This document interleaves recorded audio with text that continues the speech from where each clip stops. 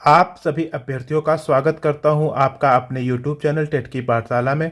दोस्तों, आज मैंने यूपी टेट के मैथमेटिक्स सब्जेक्ट का एक क्विक रिवीजन लेकर आया हूं। यह क्विक रिवीजन आपके महत्वपूर्ण प्रश्नों की एक श्रृंखला है। यह प्रश्न आपके परीक्षा के लिए अत्यंत ही महत्वपूर्ण है।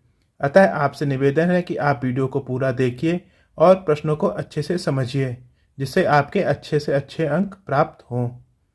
दोस्तों, अगर आपको मेरा प्रयास अच्छा लगे तो मेरे चैनल को सब्सक्राइब, वीडियो को अधिक से अधिक शेयर एवं लाइक भी करिए। चलिए दोस्तों, शुरू करते हैं आज का आपका पहला प्रश्न। दोस्तों, पहला प्रश्न दिया गया है, यदि x की पावर 4 प्लस 1/x की पावर 4 बराबर 47 हो तो x cube plus 1/x cube का मान ज्ञात कीजिए। तो इस प्रश्न को सॉल्व कर लेते हैं। हल आप जानते हैं कि हम लोग x की पावर 4/1/x की पावर 4 कैसे ला सकते हैं। अगर हम लोग x square plus 1/x square का होल स्क्वायर करेंगे तो हम लोग का x की पावर 4 प्लस 1/x की पावर 4 आ जाएगा। तो इसको हम लोग ओपन कर लेते हैं। तो क्या आ जाएगा दोस्तों, आपका एक ए स्क्वायर ए प्लस बी का होल स्क्वायर करेंगे तो मतलब क्या हो जाएगा, एक्स स्क्वायर का स्क्वायर मतलब एक्स की पावर 4 प्लस बी स्क्वायर मतलब क्या हो जाएगा, 1/x की पावर 4, उसके बाद प्लस 2 इंटू ए क्या है आपका एक्स स्क्वायर है और बी क्या है आपका 1/x स्क्वायर है। तो 1/x स्क्वायर। अब देखिए एक्स स्क्वायर से एक्स स्क्वायर कट गया। अब क्या आ गया दोस्तों, यहाँ पे आपका आ गया एक्स की पावर 4 प्लस 1/x की पावर 4 प्लस 2। अब देखिए एक्स की पावर 4 प्लस 1/x की पावर 4 की वैल्यू क्या दिया गया आपका 47 दिया गया। तो इसकी वैल्यू हम लोग यहाँ पे 47 लिख लेते हैं। 47 प्लस 2, यहाँ पर कितना आ गया 47 प्लस 2 आपका 49 हो गया। ये किसके बराबर है आपका 49 आपका x square plus 1/x square का होल स्क्वायर के बराबर है। अब हम लोग क्या कर लेते हैं दोस्तों, अब दोनों पक्षों का हम लोग वर्गमूल निकाल लेते हैं। तो यहाँ लिख लीजिए दोनों पक्षों का वर्गमूल करने पर आपका वर्गमूल मतलब क्या हो जाएगा, स्क्वायर आपका हट जाएगा। तो क्या हो जाएगा आपका x square plus 1/x square. और 49 किसका वर्गमूल होता है, 7 का वर्ग 7 होगा इसका। तो आपका x square plus 1/x square की वैल्यू कितनी आ गई, 7 आ गई। इसको हम लोग समीकरण नंबर 1 लिख लेते हैं। अब क्या कर लेते हैं हम लोग दोस्तों, अब हम लोग निकाल लेते हैं एक्स प्लस 1/x का होल स्क्वायर। अब इससे क्या हमें मिल जाएगा आपका दोस्तों, x square plus 1/x square और प्लस 2ab क्या है आपका एक्स स्क्वायर और इंटू 1/x स्क्वायर। ये देखिए इससे कट गया। अब इसकी वैल्यू आपकी क्या आ गई, आपकी 7 दिया गया यहाँ पे। तो यहाँ पे लिख लीजिए 7 और प्लस 2। ये आपका क्या आ गया, आपका 7 प्लस 2 9 आ गया। ये किसके बराबर है आपका एक्स प्लस 1/x का होल स्क्वायर की वैल्यू आपकी 9 आ गई। तो अब हम लोग दोनों तरफ का अगर हम लोग वर्गमूल ले लेते हैं तो क्या हो जाएगा आपका, दोनों पक्षों का वर्गमूल करने पर आपका आ जाएगा x प्लस 1/x और किसका होता है, ये 3 का वर्गमूल होता है ये। अब इसकी ये आप मान लीजिए समीकरण नंबर 2 है। अब हमसे पूछा क्या गया है दोस्तों प्रश्न में, x cube plus 1/x cube. 1x cube plus 1/x cube को हम कैसे लिख सकते हैं, चलिए देख लेते हैं। X cube plus 1/x cube को हम लोग लिख सकते हैं x plus 1/x x square plus 1/x square minus 1। इसको हम इस तरह लिख सकते हैं। अब देखिए दोस्तों, x प्लस 1/x की वैल्यू क्या दे दी गई आपकी 3, और यहाँ पे क्या हो जाएगा, ये ब्रैकेट हो जाएगा। यहाँ पे x square plus 1/x square की वैल्यू क्या दे दी गई, यहाँ पे देखिए यहाँ पे आपकी 7 दे दी गई। तो यहाँ पे हम लोग 7 लिख लेते हैं। 7 और माइनस का 1। अब क्या आ जाएगा दोस्तों यहाँ पे, देखिए यहाँ पे आ जाएगा 3 और इंटू 7 माइनस 1 6, तो इसकी वैल्यू कितनी आएगी 18, मतलब x cube plus 1/x cube की वैल्यू कितनी आएगी 18, इसका आंसर होगा। इस तरह आप इस प्रश्न को सॉल्व कर सकते हैं। अब चलते हैं अगले प्रश्न पर, प्रश्न संख्या 2 पर। प्रश्न संख्या 2 दिया गया, किसी धन का 2 वर्ष का साधारण ब्याज 500 रुपये तथा उतने ही धन का उतने ही समय एवं उतनी ही दर से चक्रवृद्धि ब्याज आपका 520 रुपये है, तो ब्याज की दर ज्ञात कीजिए। अगर आपका धन बराबर दिया गया है और समय बराबर तथा दर भी बराबर, मतलब कि दर आपका सेम दिया गया, तो इसका एक सूत्र होता है, इसके यूज से हम लोग दर आराम से, मतलब कि हम लोग साधारण ब्याज निकाल लेते हैं कि ब्याज की दर क्या होती है। तो उसको नोट कर लीजिए हल। एक शॉर्ट ट्रिक है, इसका यूज आप हमेशा कर सकते हैं। तो क्या होता है, R%, मतलब ब्याज की दर बराबर होता है समय इंटू CI, मतलब कंपाउंड मतलब चक्रवृद्धि ब्याज, माइनस SI, मतलब साधारण ब्याज सिंपल इंटरेस्ट, बटा SI गुणे 100। इससे हम लोग ब्याज की दर आसानी से निकाल सकते हैं। इस सूत्र को आप याद करे रहिए। अब चलिए हम लोग वैल्यू रख लेते हैं। समय T आपका क्या दे दिया गया है, यहाँ देखिए 2 वर्ष, तो T आपका क्या दे दिया गया, आपका 2 वर्ष, तो यहाँ पे लिख लीजिए 2। CI मतलब कंपाउंड इंटरेस्ट कितना दे दिया गया, चक्रवृद्धि ब्याज आपका 520, माइनस SI आपका क्या दे दिया गया, आपका 500 रुपये, तो माइनस 500, SI आपका वही 500 नीचे रहेगा, और गुणे के 100। अब इसको आप सॉल्व कर लीजिए, ये 00 से 00 कट गया। अब 520 में से आपका 500 गया तो कितना बचा, आपका 20 बचेगा, तो 2 गुणे 20 बटा 5, तो कितना हो गया 20 दूना 40 बटा 5।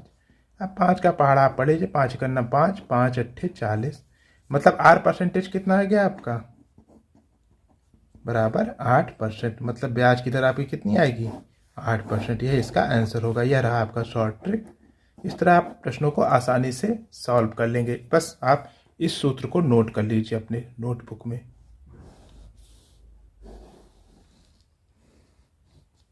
अब चलते हैं दोस्तों अगले प्रश्न पर, प्रश्न संख्या 3 पे। दोस्तों प्रश्न दिया गया, दिए गए चित्र यदि कोण OAB बराबर 40 अंश, मतलब कोण OAB बराबर आपका 40 अंश यहाँ दे दिया गया है, तब कोण ACB का मान ज्ञात कीजिए, मतलब हमसे इसकी वैल्यू आपसे पूछी है। तो आप इसकी वैल्यू आप निकाल लीजिए। तो चलिए दोस्तों अब शुरू करते हैं प्रश्नों को। तो प्रश्न कैसे सॉल्व करेंगे दोस्तों, सबसे पहले हम जानते हैं कि यहाँ पे क्या बना, ये वृत्त का केंद्र है। वृत्त के केंद्र से अगर क्या है आपका, OA आपका त्रिज्या है और OB आपकी त्रिज्या है, तो जब हमारी दो वृत्त की त्रिज्याएं दी गई हैं तो OA बराबर OB हो जाएगा। तो यहाँ से हम लोग नोट कर लेते हैं हल। कोण OAB बराबर आपका 40 अंश। अब क्या हो जाएगा आपका, हमने बताया कि वृत्त की त्रिज्या मतलब OA तथा OB आपस में बराबर होंगे, तो इसीलिए क्या हो जाएगा, आपके कोण भी आपस में बराबर हो जाएगा। मतलब कि क्या हो जाएगा, कोण OAB बराबर कोण OBAK हो जाएगा, क्योंकि आपकी एक त्रिभुज की दोनों भुजाएं समान है। यहाँ लिख लीजिए, एक त्रिभुज की दोनों भुजाएं समान हैं। अब दोस्तों क्या हो गया, अब क्या हो जाएगा दोस्तों, जब यहाँ पे ये 40 अंश दे दिया गया तो ये क्या हो जाएगा आपका, ये भी 40 अंश हो जाएगा। तो अब हम लोग क्या जानते हैं कि एक त्रिभुज में कितने अंश का कोण बनता है, आपका 180 अंश का कोण बनता है, तो उसका हम लोग यूज कर लेते हैं। हम जानते हैं कि त्रिभुज के तीनों कोणों का योग आपका कितना होता है, 180 अंश होता है। तो अब इसका यूज हम लोग यहाँ कर लेते हैं। तो कैसे हम लोग कर सकते हैं, कोण OAB मतलब कि ये वाला कोण OAB प्लस कोण ए ओ बी प्लस ये ए ओ बी और ये अभी अब क्या बचा आपका ओ बी ए, कोण ओ बी ए बराबर 180 अंश। अब हम लोग वैल्यू रख लेते हैं। वैल्यू रखने पे क्या है आपका ओ ए बी बराबर आपका 40 अंश है, प्लस ए ओ बी हमको पता नहीं है तो कोण ए ओ बी को ऐसे रख लीजिए, और ओ बी ए भी हमने देखिए यहाँ लिखा है, तो कितना हो गया आपका 40 अंश बराबर 180 अंश के। तो कोण ए ओ बी बराबर कितना हो जाएगा 180 अंश, और ये 40 और 40 इधर जाके आपका घट जाएगा तो 80 अंश हो गया। तो कोण ए ओ बी बराबर क्या हो जाएगा आपका, ए ओ बी बराबर आपका हो जाएगा 100 अंश। अब ये 100 अंश आ गया और हमसे पूछा क्या क्या प्रश्न में, प्रश्न पे आ जाते हैं अब हम लोग। ए बी सी की मान, कोण A B C, A C B मतलब ये वाले कोण का हमें वैल्यू ज्ञात करना है। तो अब हम लोग जानते हैं कि वृत्त के केंद्र पर बना कोण परिधि पर बने कोण का 2 गुना होता है, तो उसका यूज हम लोग कर देते हैं। तो यहां लिख लीजिए, क्योंकि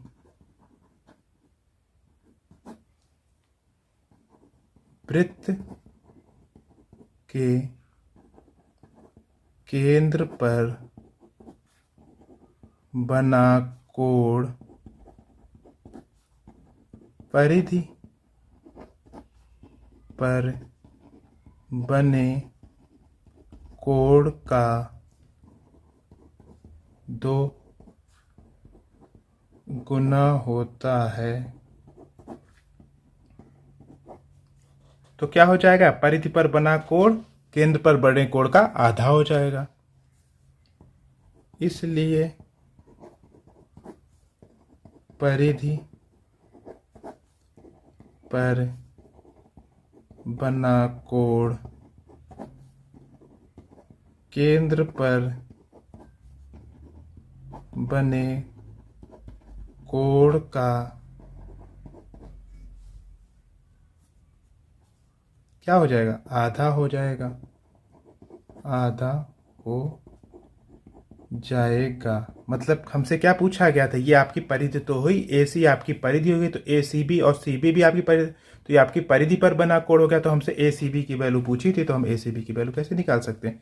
इसलिए कोण ए सी बी बराबर आपका हो जाएगा, केंद्र पर क्या हो गया आपका है कोण ए ओ बी का आधा, मतलब ये हो गया। मतलब यहाँ ए ओ बी की वैल्यू अभी हमने निकाला, ये कितना आ गया आपका 100 अंश आ गया, तो 100/2 मतलब आपका कितना आ गया 50 अंश। तो ए सी बी की वैल्यू कितनी आ गई आपकी, ए सी बी बराबर आपका 50 अंश होगा। तो ये रहा है आपका प्रश्न। अब चलते हैं प्रश्न संख्या 4 पे। अब दोस्तों प्रश्न दिया गया 3 की पावर 502 माइनस 3 की पावर 500 प्लस 16 बटा 3 की पावर 500 प्लस 2 को हल कीजिए। तो इसको कैसे हल करेंगे, चलिए देख लेते हैं हल। इसको हम लोग कैसे लिख सकते हैं दोस्तों, 3 की पावर 502 माइनस 3 की पावर 500 और ये प्लस 16 बटा 3 की पावर 500 और ये प्लस का 2। अब हम ये लोग क्या लिख लें, हम लोग यहाँ से 3 की पावर 500 को कॉमन ले लें ऊपर से, तो क्या हो जाएगा दोस्तों आपका, यहाँ से हमने ले लिया 3 की पावर 500 कॉमन ले लिया, तो आपका यहाँ 500 कॉमन लेंगे तो कितना बचेगा 3 की पावर 2 माइनस 1, यहाँ पे क्या बचेगा प्लस, क्योंकि हम लोग इसमें ले लिया कॉमन, अब यहाँ का आपका प्लस 16 बचा, मतलब प्लस 16 बचा हुआ। और नीचे क्या हो जाएगा दोस्तों आपका हो जाएगा 3 की पावर 500 ही है और प्लस का 2। अब हम लोग क्या कर लेंगे दोस्तों, अब इसको और सॉल्व कर लेते हैं, तो जाएगा 3 की पावर 500, 3 की पावर 2 मतलब 9 माइनस 1 प्लस 16 बटा आपका हो जाएगा 3 की पावर 500 प्लस 2। अब 9 माइनस 1 कितना हो गया आपका 8 हो गया। तो अब क्या इसको लिख सकते हैं हम लोग 3 की पावर 500, ये हो जाएगा 8 प्लस 16 और बटा 3 की पावर 500 प्लस का 2। अब देखिए यहाँ से क्या कॉमन ले, हम लोग 8 कॉमन ले लेते, तो 8 कॉमन ले लेंगे तो क्या बचेगा आपका 3 की पावर 500 और प्लस 2, और यहाँ नीचे क्या दिया गया आपका 3 की पावर 500 प्लस 2 दिया गया है, 3 की पावर 500 और प्लस का 2।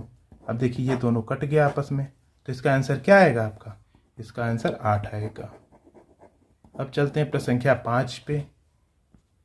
प्रश्न संख्या 5 दिया गया एक भिन्न 5/8 के तुल्य मतलब बराबर है। इसके हर और अंश का योग आपका 91 मतलब 91 दिया गया। इस भिन्न के हर और अंश में क्या अंतर है? तो हमें हर और अंश का अंतर ज्ञात करना। तो सबसे पहले हम लोग क्या मान लेते हैं? हल। हम एक चीज को मान लेते हैं कि x है, तो माना हमने अंश को x है, माना अंश इक्वल टू x है। तो हर क्या हो जाएगा दोस्तों? हर, क्योंकि दोनों का योग 91 दिया गया, तो हर क्या हो जाएगा? 91 में से अंश को घटा दीजिए, मतलब 91 माइनस x। और ये किसके बराबर है? आपका 5/8 के बराबर है।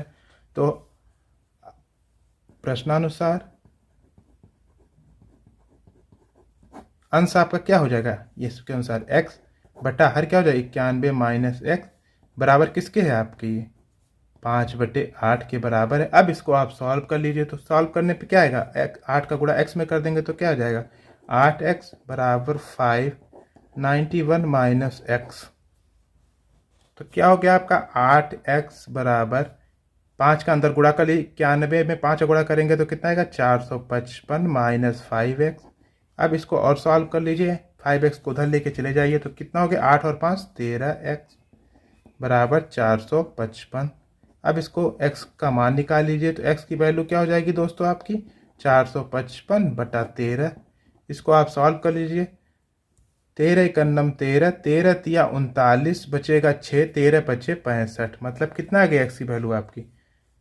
x बराबर आपका 35 आ गया। मतलब x किसको हमने माना था? अंश को माना था। तो अंश बराबर क्या हो गया आपका? अंश बराबर आपका 35 दे दिया गया।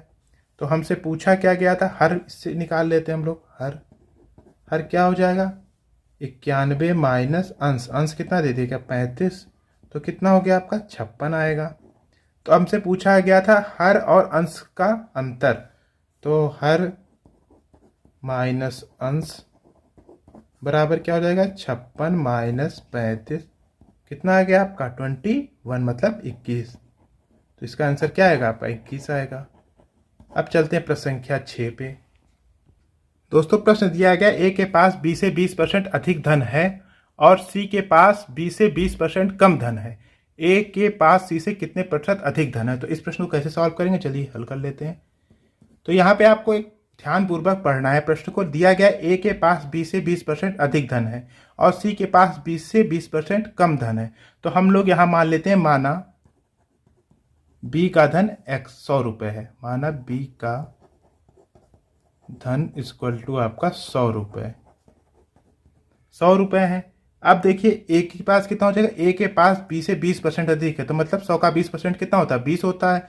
तो b का हो जाएगा, सॉरी ए का धन, यहाँ ए है ये, ए का धन क्या हो जाएगा दोस्तों आपका? 100 प्लस 20 120 रुपये। अब क्या दे दिया गया दोस्तों? तथा सी के पास b से 20% कम है। तो 100 का 20% हमने बताया अभी 20 है, कम है मतलब 100 में से 20 घटा दीजिए। तो सी का धन क्या हो जाएगा दोस्तों? 100 में से 20 घटा देंगे तो 80 रुपये के बराबर हो जाएगा।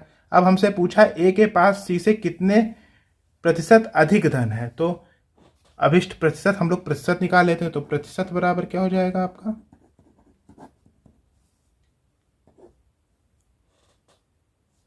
क्योंकि ए का धन आपका 120 है, माइनस सी का धन कितना है? 80 है, गुणे 100 और सी का बटा सी का धन मतलब 80 कितने % अधिक है ए के पास। तो अब इससे निकाल लेते तो कितना जाएगा दोस्तों आपका? 120 में से 80 गया 40, गुणे 100 बटा 80। तो कितना हो गया? 40 का नाम 40, 40 दूना 80, 2 का नाम 2 और 50 दूना 100। मतलब कितने % अधिक धन है आपका? 50% अधिक धन है। तो ए के पास सी से कितने % अधिक धन है? 50%। तो यहाँ लिख लीजिए ए के पास सी से 50% अधिक धन है। दोस्तों यह रहे आज के आपके इंपॉर्टेंट प्रश्न। दोस्तों अगर आपको मेरा प्रयास अच्छा लगे तो मेरे चैनल को सब्सक्राइब, वीडियो को अधिक से अधिक शेयर एवं लाइक भी करिए। मिलते हैं अगले इंपॉर्टेंट वीडियो के साथ, तब तक के लिए नमस्कार।